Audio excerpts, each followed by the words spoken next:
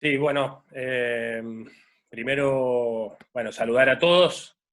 La verdad que me pone muy contento poder tener la posibilidad de alguna manera, eh, mostrar lo que uno ve haciendo. Eso me pone contento porque es lo que uno de alguna manera quiere mostrar, y creo que esto es bueno también, que todos nos podamos desarrollar y de alguna manera encontrarnos. Yo creo que eso es parte lo estamos hablando hace un momento con Rodolfo, de tratar de que los entrenadores podamos compartir más. Eso es muy bueno, ¿no? Bueno, voy un poquito ahí al tema de la presentación. Espero me avisan si se está trapasando bien y si no hay inconveniente. Todo bien, profesor. Perfecto.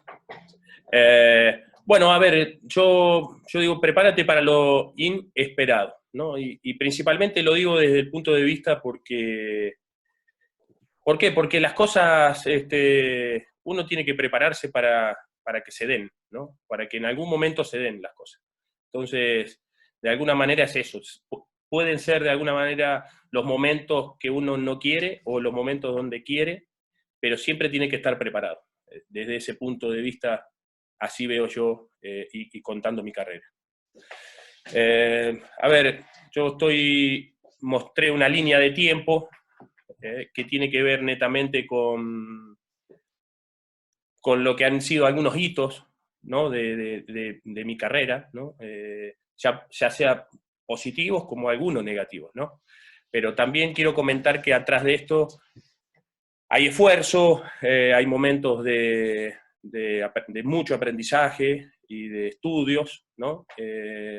Uno, por supuesto, cuando tuve la posibilidad de llegar a la selección, después de la posibilidad de empezar como entrenador, otros cuando me echaron de la selección, que también fue de mucho aprendizaje, principalmente porque, lo comentamos anteriormente, creo que ahí es donde uno llega a lo más profundo y empieza a reinventarse de alguna manera, porque también se pregunta por qué me pasa, o por qué me han sacado, o por qué no puedo llegar a algo. Eso también ha sido muy importante en mi carrera. Y después, bueno, algunos hitos que se han dado que son importantes, bueno, tanto Sudamericano el 2017, el Mundial, la otra clasificación al Mundial, y bueno, y después, de alguna manera, estos momentos, tanto del año pasado, cuando tuve que pasar al formativo de Universidad de Chile, a coordinación, a la jefatura técnica y el primer equipo, ¿no? Eh, Ahí hay un tema que yo siempre he sido, un poco que ha sido mi bandera, que yo creo que tiene que ver cuando uno hace ese traspaso de futbolista a entrenador, ¿no? Lo que tuvimos la posibilidad de poder ser entrenador, perdón, jugador, pero siempre teniendo en cuenta que la persona va por sobre todas las cosas, ¿no? Ese es un tema fundamental. Yo creo que si uno es buena persona, se considera buena persona, eh, eh, yo creo que primero es un mejor entrenador, y a su vez genera mejores jugadores, sin duda. ¿Por qué digo la perspectiva del movimiento? Porque es algo que, eh, bueno, yo creo que ha habido muchos cambios, ¿no? Y siempre he creído en esos cambios, tanto de cuando me tocó estar en la sub-15, después en la sub-17, edades súper difíciles de conducir y de formar, porque es parte de lo que hace uno cuando está de entrenador del fútbol joven. Alguno, tener la apertura de los cambios, yo digo, porque nos tocó en un momento entrenar lo que se habitúa muchas veces en todas las selecciones, entrenar 3 días por semana, y después con cierta experiencia cambiamos un poco, pasamos a 7 días al mes directamente ya, 7 días seguidos, y lo vimos directamente por un estudio plenamente que habíamos hecho del fútbol, ya por esta experiencia, fútbol juvenil, y tenía que ver por la cantidad de jugadores de provincia que nos entregaba Chile en general, eh, ya casi un 60%. Entonces, debíamos con estos jugadores, que eran los que más inconveniente tenían a la hora de entregar lo que habituaban a hacer en sus clubes, y que tenía que ver con que el primer día llegaban de provincia, llegaban al complejo, se adaptaban, el segundo conocían a algunos compañeros, y el tercero tenían que entrenar y se iban. Entonces encontrábamos que no le podíamos sacar el mayor potencial, teniendo en cuenta lo que dije anteriormente, esta estadística de gran porcentaje que había jugadores de provincia. Entonces,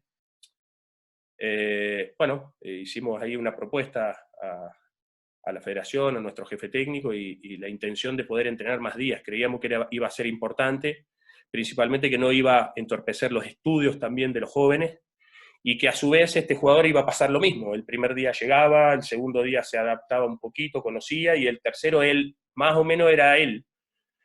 Entonces ya el cuarto rendía como era él, el quinto era él, el sexto era él, el séptimo era él, entonces ya nos entregaba las herramientas totales de lo que queríamos de los jugadores jóvenes, ¿no? Principalmente de provincia, que nos iban a entregar bastantes cosas por lo que le comenté.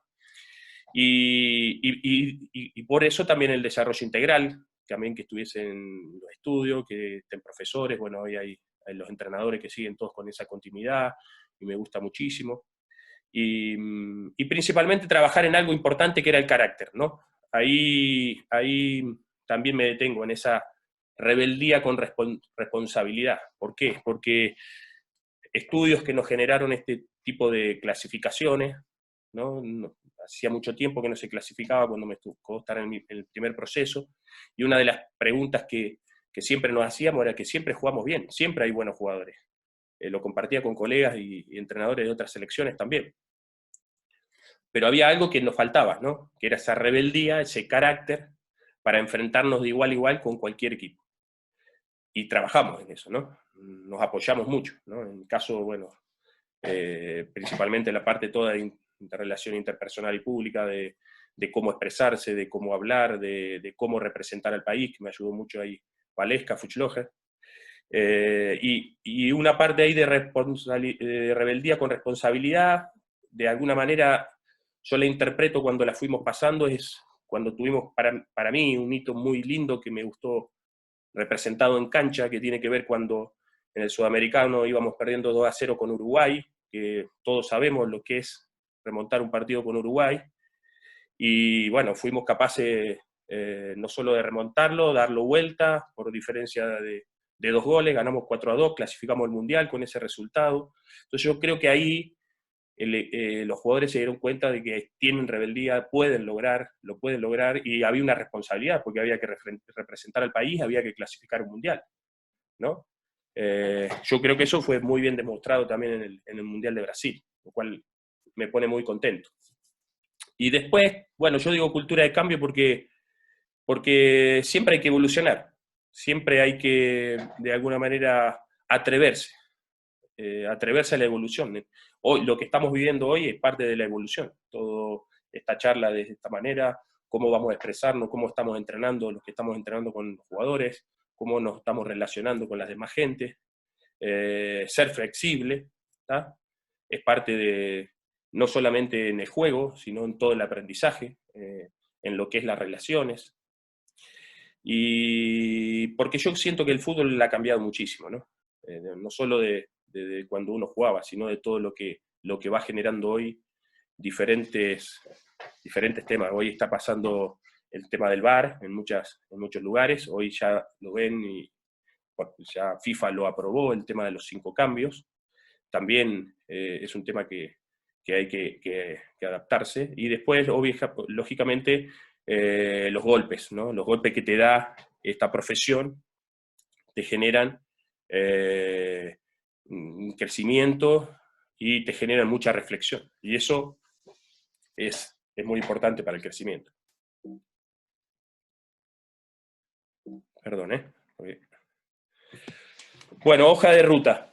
Yo digo que mi carrera en general, compartida con mi cuerpo técnico, que lo voy a comentar también, que llevamos mucho tiempo y eso es un pilar importante, tiene que ver con el aprendizaje continuo.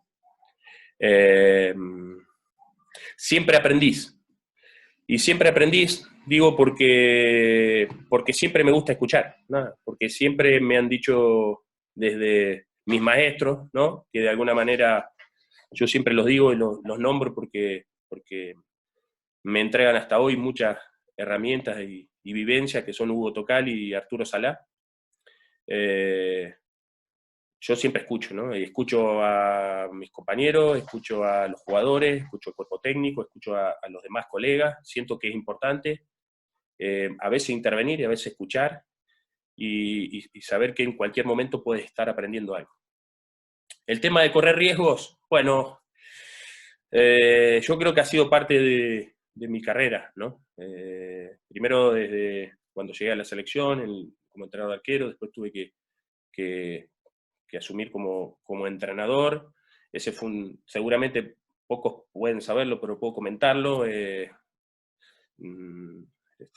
Hubo una gira, vino Felipe Correa, que en ese momento el gerente deportivo de selecciones, y me dijo, Hernán, tienes que tomar tú el equipo. Yo le digo, no, espera, voy a tomar yo la selección, recién estaba entrenador de arquero, que no, si lo tienes que tomar, los jugadores te conocen, los jugadores pidieron que tú estés, hay una gira ahora, bueno, y resulta que fue así, rápidamente hubo una gira, yo estaba con la categoría 98 en ese momento, era una gira que había a Europa, a Francia, a competir con categoría 97 de los equipos europeos, y bueno, mi debut fue con Alemania, y bueno, las cosas de la vida, corrí el riesgo, y bueno, ganamos 1-0, eso fue muy importante, pero no solo por el triunfo, sino por lo que yo sentí, ¿no?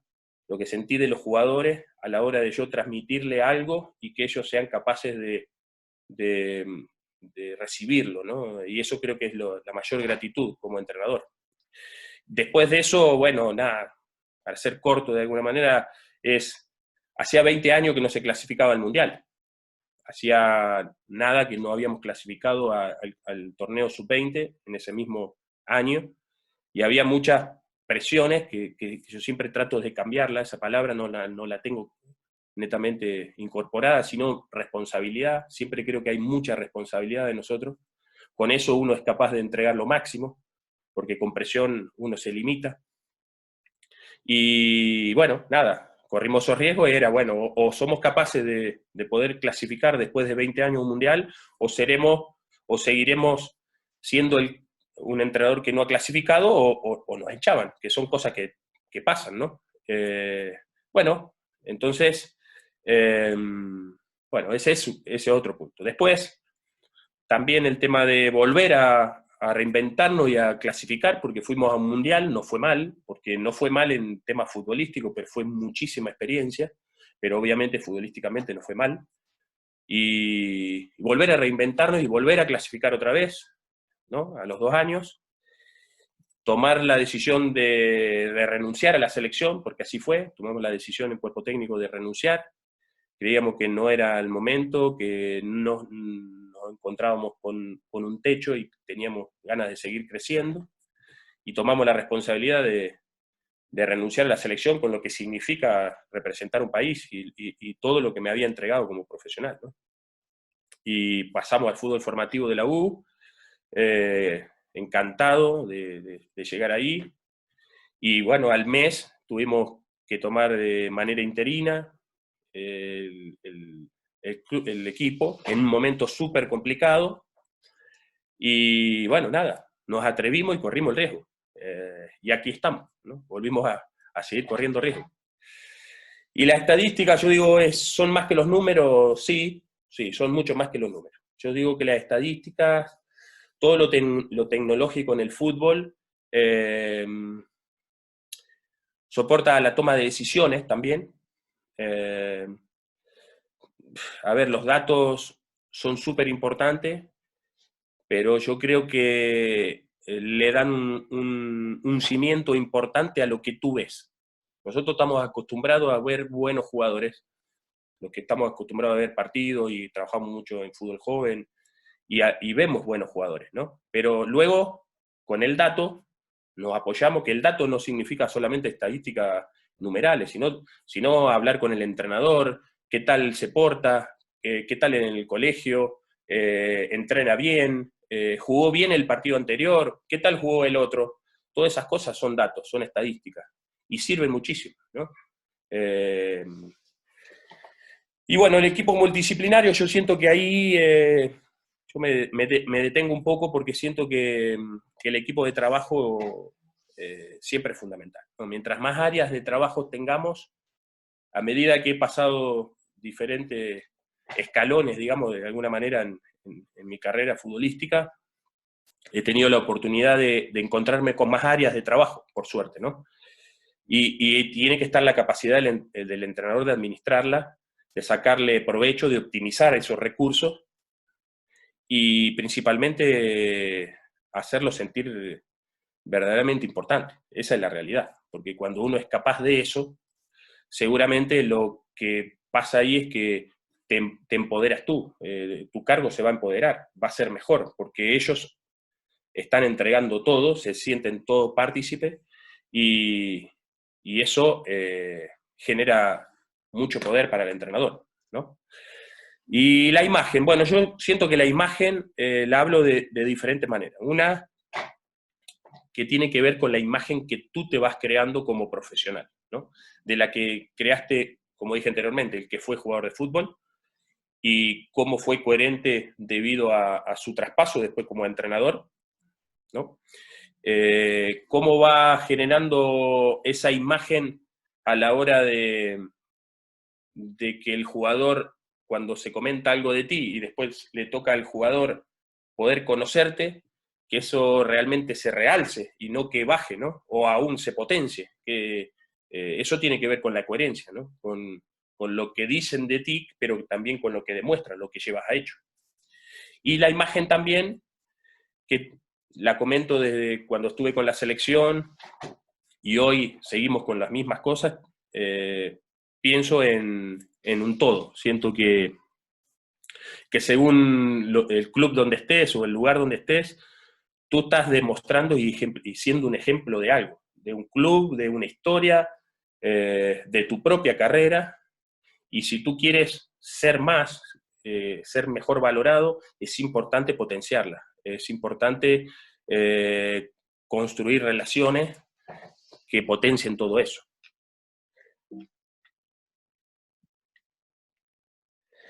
Bueno, yo cuento un poquito aquí lo que fue del formativo al plantel, ¿no?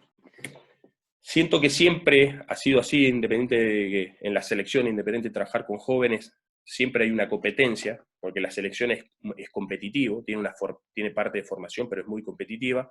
Siempre hemos competido al tope de las posibilidades, al 100, siempre el 100, siempre el 100. Y uno de los pilares ahí es la libreta de notas, y no solamente porque la tengo ahí en mano y todos podemos tener, sino porque yo siento que ahí es donde yo desarrollo un montón de cosas que después las pongo al servicio del equipo, y que son, si un compañero mío del cuerpo técnico me habla algo dentro del entrenamiento, la anoto. Si escucho algo de los jugadores que interpretan entre ellos o hablan, la anoto. Si me hablan algo, lo anoto, y siento que eso, bueno, a mí me ha servido mucho. Me es de apoyo y por supuesto de reflexión, luego la ponemos en conversación y también es una hoja de ruta que te puede servir para tu carrera. La vocación, bueno, yo digo que sí, sí, todos tenemos mucha vocación, ¿no? En la formativo, sin ninguna duda. A mí me entregaron dos palabras muy importantes, principalmente Hugo, que trabajó mucho más en selecciones y en formativo, Hugo Tocali, que para trabajar con jóvenes tenés que tener mucha tolerancia y paciencia, ¿no? A eso, obviamente, lo tiene que envolver la vocación. Yo siento que cada persona que tiene vocación puede desarrollarse al máximo. Yo creo que eso sale por los poros. Eso se da cuenta uno cuando lo disfruta, cuando la pasa bien, cuando entrega todo lo que tiene sin ponerse ningún límite. Eso te hace sentir realizado de alguna manera, ¿no? Yo hablo del liderazgo como 360, y digo, ¿por qué 360? Porque el liderazgo lo conozco desde no imponer nada, sino desde el convencimiento, desde la seducción, desde el ser capaz de mostrarle algo que le pueda gustar a la persona y que le dé gana de hacerlo, ¿no? Y ahí me voy un poco al 360. ¿Por qué digo? Porque siento que todas las áreas tienen que ser capaces de saber qué es lo que uno hace, qué es lo que uno quiere pretender del equipo y qué es lo que quiere pretender de ellos, ¿no? Y tener charlas, no solamente en lo profesional, sino en lo humano, saber cómo están, desde el hombre que corta el pasto, desde el guardia, desde toda la participación del cuerpo técnico y las demás áreas. Yo lo único que creo que eso es una vuelta que después te potencia a ti, te mejora a ti sin duda, porque te hace entregar lo máximo de lo humano. Y cuando lo humano se entrega y se abre, yo creo que la persona en general no tiene límites de dar ni de aprendizaje. Y eso es algo que lo he podido visualizar y que obviamente lo pongo siempre a prueba. Y el maletín de herramientas, bueno, es una adaptación constante. Yo creo que ahí cada uno de nosotros tenemos conocimientos, habilidades, una más, otras menos, pero el tema fundamental de este maletín de herramientas es saber cuándo las tenemos que ocupar, en qué momento las tenemos que ocupar, en qué lugar, cuando estemos en el extranjero, cuando estemos en tu lugar de origen, cuando, bueno, pero tenemos que tenerla. Este es el maletín, es cuando estamos en la casa y tenemos la caja de herramientas y no sabemos cuándo vamos a clavar un clavo, pero la tenemos que tener.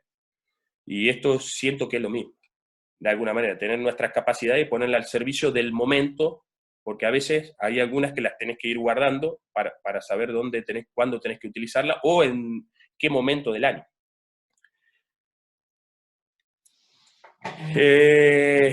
Non-stop, digo yo, siempre porque un poco ha sido así, lo que ha sido mi carrera, nuestra carrera, y por qué digo siempre de nuestra, porque ya lo van a ver ahí al final.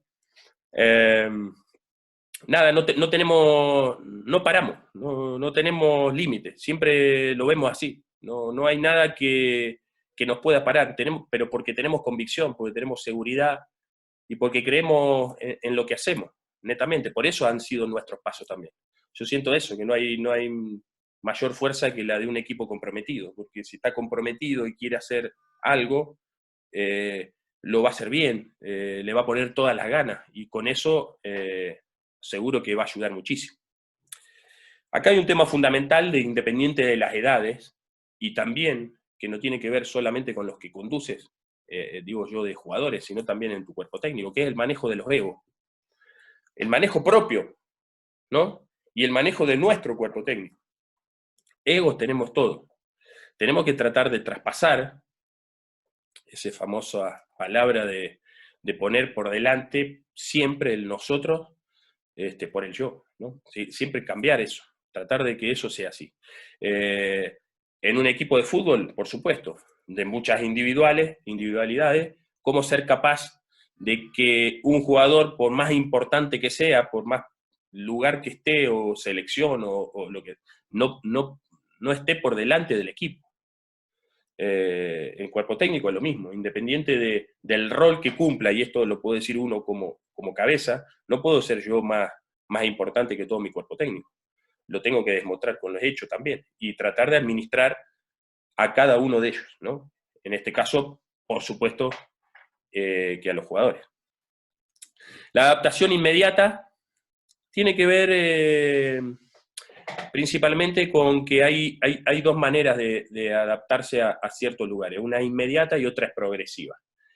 Yo creo que en el fútbol juvenil, en general, y me ha tocado estar en la selección, que también es un poquito más rápida esa adaptación, pero es progresiva, ¿no? Y tiene que ver con los torneos, tiene que ver con el trabajo con jóvenes, pero ya el profesional es inmediata, ¿no?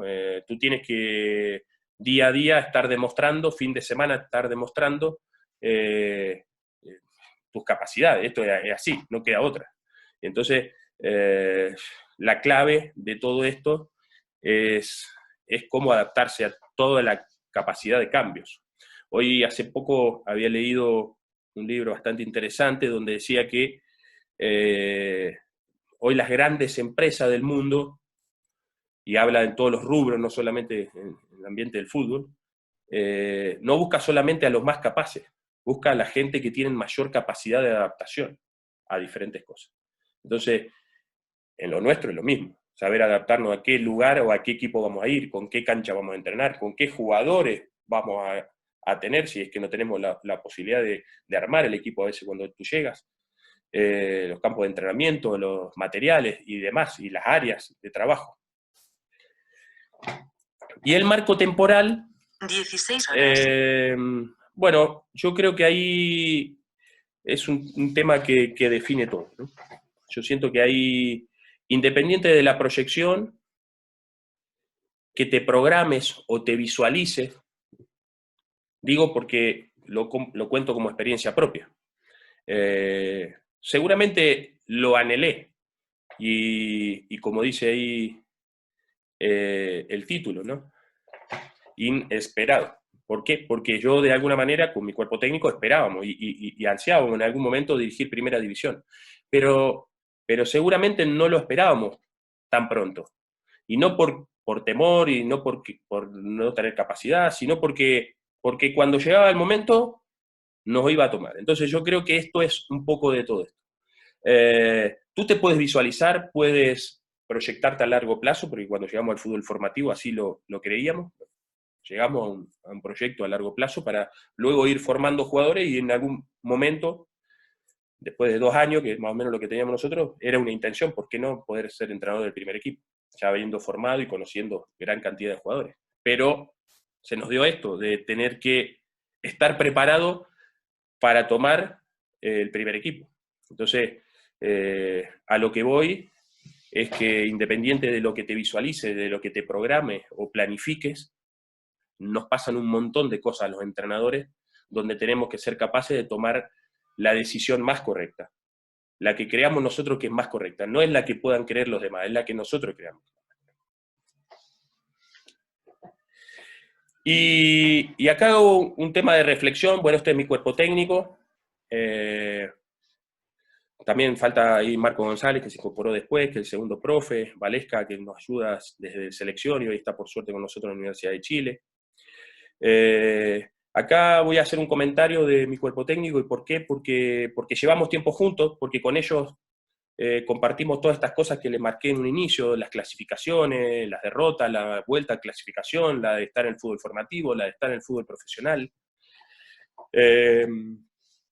Creo que es fundamental. Cuando tomé la decisión de ser entrenador, uno de los temas importantes hablados con Arturo y con don Arturo y con Hugo, era de la conformación del cuerpo técnico. Siempre me dijeron de que lo más importante era encontrar la clave en las personas que me iban a acompañar en la carrera, ¿no? En poder proyectarme una carrera a 30 años, no una carrera a ver cómo arrancábamos, sino una carrera larga. Entonces, como una casa, si tú generas un buen cimiento, buena gente humana, con ganas de aprender, probablemente iba a ser más fácil el andamiaje de tu carrera. Y bueno, nada, sí lo he comprobado. Nada, llevamos 4 años juntos, hemos pasado por muchas cosas, buenas, no tan buenas, muy lindas, extraordinarias, y siempre juntos, ¿no? Con inconvenientes, con cosas muy buenas, y siempre con muchas ganas de aprender. Y ahí yo hago una pregunta y una reflexión que nos tenemos que preguntar siempre, ¿no? ¿Puedo dar más? Y la respuesta suele ser sí. ¿Y por qué lo digo? Lo voy a llevar a un libro y a una muy linda reflexión, algo verídico, ¿no? Un periodista que era experimentado en el tema de carreras, de running, y principalmente de carreras largas, de maratones, se preguntaba, dice, ¿por qué siempre ganan los keniatas las maratones, las carreras largas? Entonces dijo, bueno, voy a tener que ir a Kenia, voy a ver cómo lo hacen, porque algo pasa, ¿no? Fue, estuvo in situ, vio cómo entrenaban, cómo se levantaban temprano, cómo iban al colegio, qué era lo que hacían, y también estuvo corriendo con ellos. Y es un país, Kenia es un país de mucho cerro, de mucha montaña, Y principalmente cuando iban corriendo, la parte donde se ponían más veloz y donde ponían el máximo esfuerzo era cuando encontraban un cerro, cuando encontraban una loma. Y preguntándole después con esto, ellos le decían, los keniatas le decían, porque nosotros, cada vez que vemos una montaña, un cerro, no lo vemos como una dificultad, lo vemos como una oportunidad. Pensar que del otro lado hay cosas muy buenas. Yo siento lo mismo, muchachos. Siento que en cada oportunidad, en cada momento, que el destino nos creamos nosotros mismos, que nosotros podemos ser capaces de atrevernos y de encontrar del otro lado cosas muy buenas en la medida de que seamos capaces de aprovechar las oportunidades. Bueno, Héctor,